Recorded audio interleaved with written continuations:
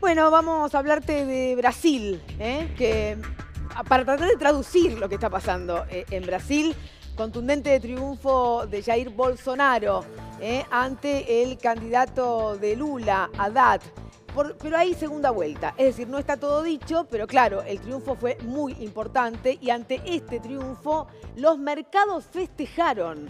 Aumentó todo. ¿Qué pasa ahí, Agustín, con los mercados? ¿Por qué esta euforia en Brasil? La reacción fue positiva. A ver, los mercados, viste que siempre descuentan expectativas, eso es lo que se dice. Entonces, lo que están diciendo es que hasta el viernes la expectativa que tenía el mercado financiero que apostaba a Bolsonaro entre los candidatos que había disponibles era que iba a sacar alrededor de un 40%. Lo sorprendió para la visión de ellos positivamente el número. Entonces, hoy celebraron. Los mercados, ¿qué quiere decir? Las acciones en Brasil subieron alrededor de un 5%, las acciones de las empresas brasileras. El real subió un poco más de un 2% en relación al dólar. Eso fue parte de la explicación de por qué hoy el dólar cayó también en Argentina, porque viste que se mueven bastante en paralelo. Pero el tema es, como dice el graph ahí en la pantalla, cuidado que si el mercado festeja, no quiere decir que eso sea algo bueno para nosotros, ¿sí? Es bueno para el festejo del mercado financiero. Por ejemplo, el mercado financiero acá en Argentina, con las tasas de interés del 70% también está festejan, contento, festeja, están felices de la vida, cae el dólar. Bueno, ahora no quiere decir que sea una buena noticia para nosotros, para quienes habitamos y vivimos en una economía, lo mismo en Brasil. Entonces, a tomar con pinzas, porque viste que algunos medios dicen, una excelente noticia, subieron las acciones, subió el real, los mercados festejaron. No, guarda, ¿buena para quién? Para la lectura de ellos. Bueno. Si te parece, te voy a contar, antes de hablar con los invitados de qué tiene que ver con todo esto que está pasando en Brasil, el punto de vista económico. Vamos. Vos sabés que Bolsonaro tiene un economista por detrás de él, que es Guedes. ¿Goebbels, dijiste? No. Estoy sorda, dijo Goebbels, me asusté. Guedes, bueno, igual no te desasustes. No, me impresionaste un poco con el nombre. Guedes. No sería extraño tampoco. Llama Guedes. Guedes, que no sé en portugués, Guedes, no sé cómo se dirá en portugués. El superministro de Bolsonaro, porque además, si Bolsonaro fuera presidente, a este economista, que es un economista de la Universidad de Chicago, ¿te acordás la época de los Chicago Boys? Sí, me acuerdo. Bueno, este es un economista de la Universidad de Chicago, a quien le daría un cargo, según ellos mismos ya anunciaron, de superministro. Superministro de Economía. Varias carteras, no solo economía, sino otras cuantas más vinculadas con la obra pública, etcétera, y lo nombraría superministro. ¿Cuál es la visión que tiene Guedes de la economía? Tomamos algunas cuestiones para marcar un poquito cuál es la orientación de Guedes. Vamos. La que habíamos tomado... No, pero volveme a la anterior un segundito, ¿puede ser? La de... Ahí está. Ahí está. La visión del Estado. Su visión del Estado. Cuanto más chico, mejor. Pero cuando vos me decís su visión del Estado, ¿no es la visión que tiene Bolsonaro o el superministro piensa diferente al que puede convertirse en presidente? Bueno, supuestamente tienen una línea de pensamiento parecida, por eso es que lo elige. Pero en algunos puntos, y ahora te voy a marcar otro, pareciera que hay como encontronazos que no se terminan de entender. Bien. Pero su visión del Estado es que cuanto más chico, mejor. Algo que sorprende, porque yo te dijera, cuanto más eficiente, mejor. Eso sí. Cuanto más trabajando en pos del bien común o del crecimiento. No. Cuanto más chico, mejor. O sea, hay que achicar el Estado. Hay que achicar el Estado. Que viene en línea con la idea de la cuestión de la economía de la Escuela de Chicago, ¿no? Bueno, otra visión. Apertura económica. ¿Pero no es proteccionista Bolsonaro? Acá es donde hay un contraste importante. Acá hay un contraste importante. ¿Por qué? Porque Bolsonaro, viste que tiene una onda proteccionista parecida, para ponerle un paralelo, a Trump. Donald Trump, ¿no? Esa idea del proteccionismo para bueno, la lógica de Guedes, que viene de la Universidad de Chicago, libre mercado, etc., es la de apertura económica. Con lo cual ahí hay una duda que se está siguiendo de cerca. Bueno, ¿cuál de los dos va? Supuestamente Bolsonaro va a ser el jefe, ¿no? Caso de que termine así debiera ser. Ganando el balotaje, jefe el ministro. Seguiría jefe, con lo cual, bueno, habría una idea más proteccionista. Después, dice, reducción de impuestos y simplificación de la estructura fiscal. Bueno, la reducción de impuestos tiene que ver también con el Estado chico, ¿no? Obviamente, si vos vas a reducir el tamaño del Estado, también podés reducir impuestos porque no tenés la necesidad de financiar ese Estado. Otra de las cuestiones que dan el perfil de este ministro. Dice, habría que reducir la deuda pública en un 20%, pero cuidado, atención, porque hasta ahí uno dice, bueno, está bueno. Está bien, claro, ¿qué es eso? Mediante privatizaciones, concesiones y ventas de propiedades estatales. O sea, regalemos todo, algo parecido a lo que sucedió aquí con el menemismo. Sucedió acá en la década del 90, con una visión que estas escuelas de Chicago en ese momento estaban bastante de moda, ¿te acuerdas? Bueno, y la otra, mirá esta, transición del actual sistema de jubilaciones hacia un régimen de capitalización o cotizaciones individuales. Las AFJP. Tal cual, para el que hace memoria de lo que pasó en Argentina en ese momento, eliminar un sistema solidario como el que existe en Argentina a partir de los últimos años, con lo que es la ANSES y la jubilación, y volver a un esquema de capitalización, que es eso que en la década del 90 conocimos como las AFJP, que terminaron como recordamos que terminaron. Bien, ¿no? es importante que algunas de estas cosas que se pueden poner en práctica en Brasil si gana Bolsonaro. Vos decís, pero ¿por qué nos ocupamos tanto de Brasil? Porque es importante para la región y nos va a traer consecuencias a la Argentina. Porque si protege Brasil su economía nos va a complicar. Y no sé si Guedes ganará con su postura, que tiene que ser la postura de Bolsonaro. Después vemos. ¿Te parece? Dale. Yo quiero entender también qué le pasa a una sociedad que vota a un hombre como Bolsonaro, porque más allá de su postura económica, uno puede decir estoy de acuerdo, no estoy de acuerdo, ya se puso en práctica en el mundo, dio resultado, no dio resultado, es un hombre, yo te conté algunas cosas, que está en contra de todas las minorías, que está a favor de la tortura, que dice que la dictadura en Brasil en realidad se equivocó porque en lugar de torturar tuvo que haber matado, que dice respecto de una diputada que a él le parece fea, que no da ni para violarla, y que cuando los hijos salen a defender a su padre, dice que lo que pasa es que a él le siguen las mujeres ricas de Brasil, que son más higiénicas y son más lindas que las pobres. Ese perfil de hombre es el que, en definitiva, gana esta primera vuelta. Así que bueno, quiero presentarles a nuestros invitados para poder hacer un análisis de lo que está pasando en Brasil. Voy a empezar, ya que me pide el director que vaya a las 7, que es la cámara 7. Ustedes no tienen por qué saber eso, pero a mí me hablan acá. Yo digo para que los invitados entiendan por qué miro para un lado y para el otro. La 7 es aquella. Voy a presentarlos. A Marlis Ilesca, que es periodista, brasileña, especialista en política internacional. Gracias por estar acá. Jorge Castro, que ya lo conocemos todos en la República Argentina, también es analista internacional. Gracias por venir. Y incorporo a los otros invitados. A Nicolás Trota, rector de la Universidad Metropolitana para la Educación y el Trabajo. Gracias, Nicolás, por estar aquí. Y a Eduardo Brunner, sociólogo, ensayista y docente universitario.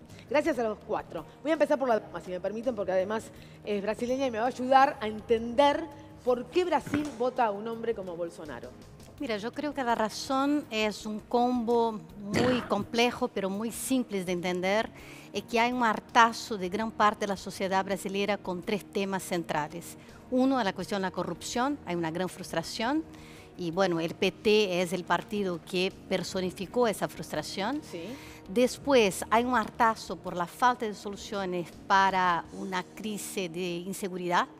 Brasil hoy es uno de los países que tiene la más alta tasa de homicidios en el mundo. Para que ustedes tengan una idea, los últimos datos oficiales son de 2016 y de cada 100.000 personas, perdón, son 30.000 muertos para cada 100.000 habitantes. En la Argentina, esa misma tasa es el equivalente a 6.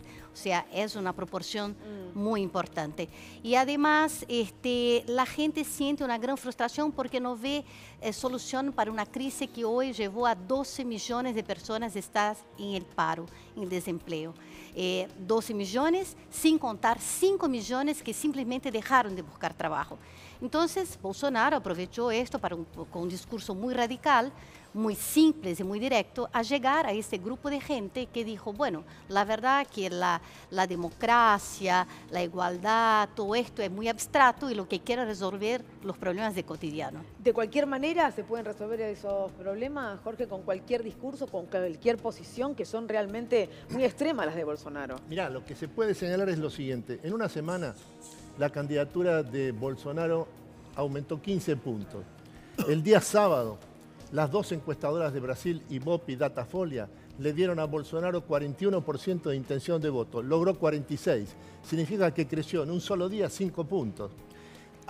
Bolsonaro en estas elecciones del día domingo ha logrado imponerse por más de 55%, entre 55 y 59% en los tres principales estados brasileños, que son São Paulo, Río y Minas Gerais. Sí.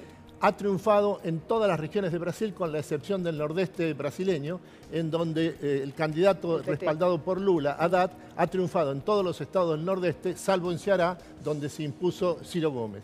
El dato que hay que tomar en cuenta, Rosario, es que Bolsonaro ha logrado encarnar una ola antipetista en Brasil, que existe sobre todo ante la clase media brasileña, y que tiene su origen en dos elementos fundamentales a tomar en cuenta. Uno, la opinión pública brasileña, la clase media brasileña ante todo, considera a la presidenta Dilma Rousseff la causante y responsable directa de los 3 años de recesión continuada que hubo a partir del año 2013.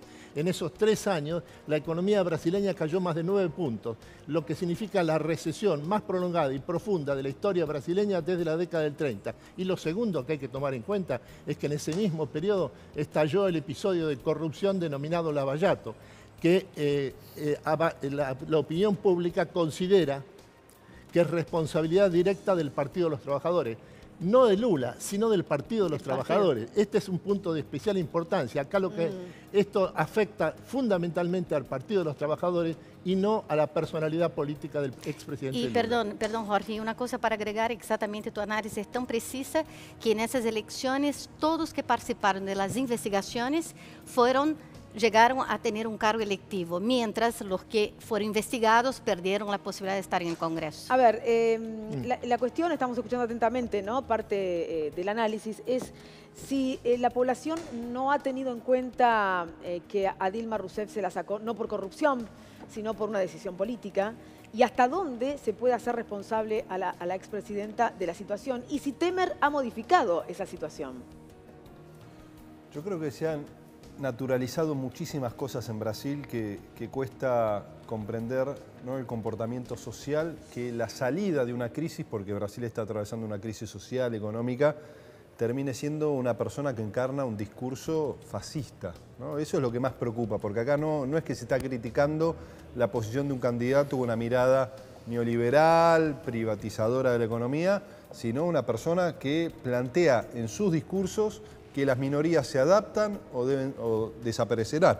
Entonces, ese discurso es difícil comprenderlo, inclusive en un país que más de la mitad de la población es negra o mulata, ¿no? Porque nosotros vemos muchas veces en la televisión al Brasil blanco, pero Brasil es principalmente un país mulato, ¿no? Y que gente, ¿no? Que la sociedad que es discriminada por este candidato, como ha ocurrido también con las mujeres, porque ha obtenido el acompañamiento de mujeres, ahí uno ve un voto de protesta y de muchos jóvenes, que uno tiene la expectativa que en estas 3 semanas, donde en el último tramo de la campaña Bolsonaro se llamó al silencio a partir del atentado, no participó de los debates, digo que en estas 3 semanas de intensa campaña, la sociedad brasilera tome en conciencia lo que está en juego.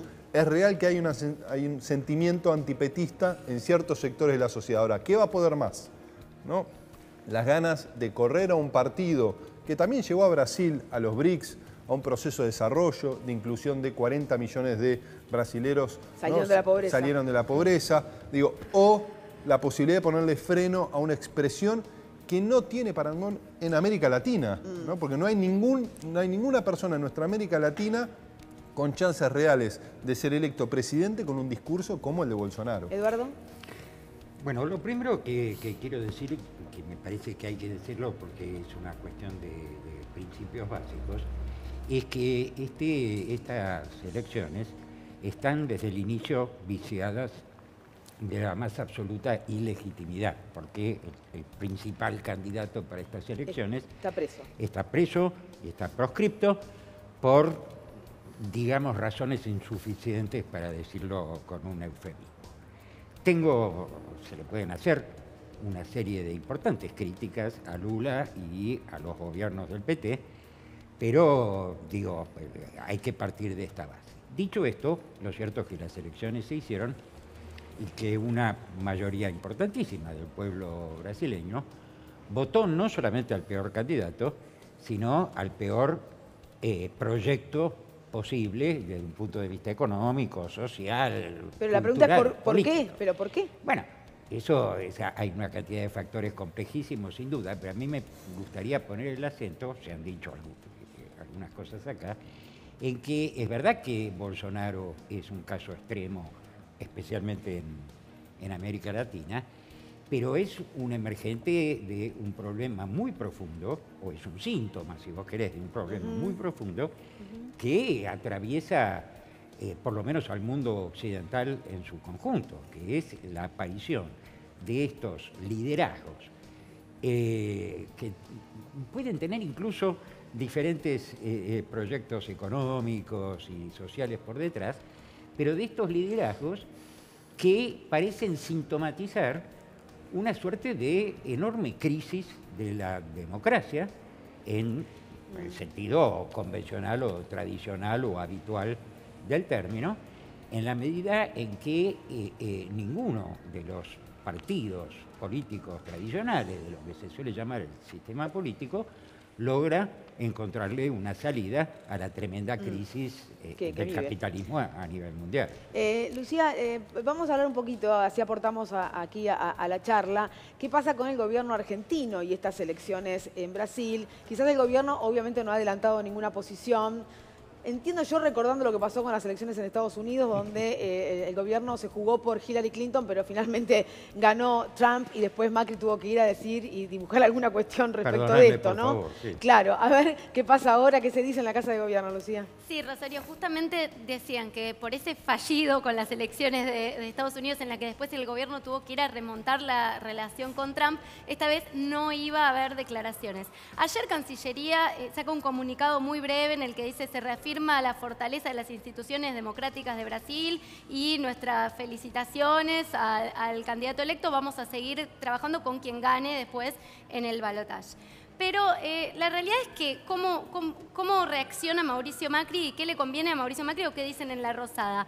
Se hablaba de una especie de alivio acotado. ¿Por qué? Porque a nivel político en La Rosada había un miedo de que el candidato del PT arrasara o ganara fuerte o levantara más en las encuestas y esto generara un efecto contagio en Argentina y le diera más chances a Cristina, donde está muy relacionada la imagen de la expresidenta con Lula da Silva en Brasil. Y a nivel económico lo que se dice, y se habla de una cierta incertidumbre en La Rosada. Como contaba Agustín hace un rato, no está del todo clara cuál va a ser la postura económica de Bolsonaro. Se habla de un miedo al proteccionismo y también lo que dicen es un cierto recelo de que por ser un candidato y luego si es electo presidente, un presidente de derecha en América Latina, eso fortalezca su relación con Estados Unidos y con el gobierno de Trump. Bueno, veremos. La posición por lo menos de la Argentina, que va a mantenerse sin decirlo expresamente, ¿no? Lo que está pensando. ¿Qué puede cambiar si finalmente Bolsonaro se convierte en presidente de Brasil para la región? A ver si ustedes pueden ayudarme con eso. Yo quería simplemente agregar una cifra sobre lo que ustedes acaban de comentar, que me parece muy interesante. En una encuesta muy reciente de Datafolha dijo que para 69% de los brasileños la democracia aún es importante. Pero entre los electores de Bolsonaro, esta proporción cae para 64% y 22% de los electores de Bolsonaro creen que en algunas circunstancias es mejor una dictadura que un régimen democrático. Es tremendo eso. Es tremendo, y yo creo que esto es un síntoma de algo muy profundo. Usted hablaba sobre ese Brasil que aparentemente es interracial, de todos nos llevamos muy bien. Y yo siempre digo que esto, la verdad, ese pacto social en Brasil se da en dos circunstancias, en el carnaval y en la playa. Afuera de esto, eso no se da. Y con el fútbol, y el fútbol también, dentro de ese contexto del fútbol, realmente muy cerrado. Ese pacto social no existe en el cotidiano de Brasil. Brasil siempre fue un país con graves divisiones. Y la elección de Bolsonaro, yo creo que realmente va a afianza hasta ahora esa división. Porque los votos de Lula, Atofaggio, de Haddad están exactamente dentro de los municipios más ricos, los 50 municipios más ricos. Y el caso de Bolsonaro, los más ricos, y de Haddad, los más pobres. O sea, la brecha existe, es real. Tal vez para un extranjero, cuando va a Brasil, tiene esa sensación que nosotros nos integramos mucho, pero la deuda histórica en relación a los distintos segmentos de la sociedad brasileña es actual y es de siempre. Jorge, ¿qué puede pasar para la región con un triunfo de Bolsonaro? Mirá, Rosario, yo creo que un punto fundamental es este. Hay que dar como un hecho que en el próximo gobierno de Jair Bolsonaro, a partir del 1 de enero del 2019, va a haber una fuerte presencia política e institucional del ejército brasileño.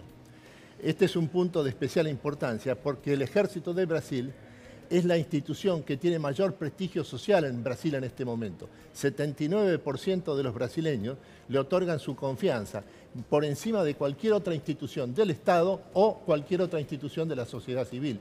Este es un dato político que permite aclarar algunos de los rasgos fundamentales del próximo gobierno. ¿Cómo lo ven ustedes?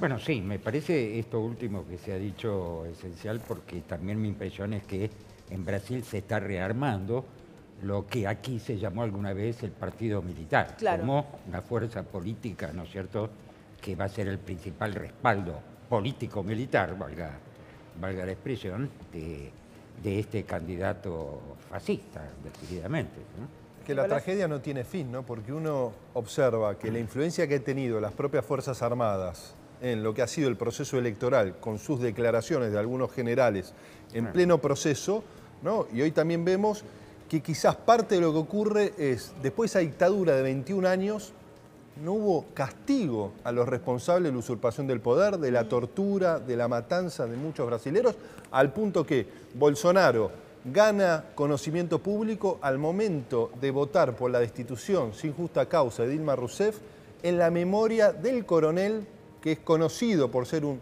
torturador de tantos brasileros y en particular de Dilma Rousseff cuando fue detenida con 19 años. Entonces, digo, la descomposición social, política que está viviendo Brasil, digo, en parte se sostiene porque se han naturalizado muchas equivocaciones, ¿no? Y no se le puso freno al avance de estas fuerzas, ¿no?, a lo largo de estos tiempos.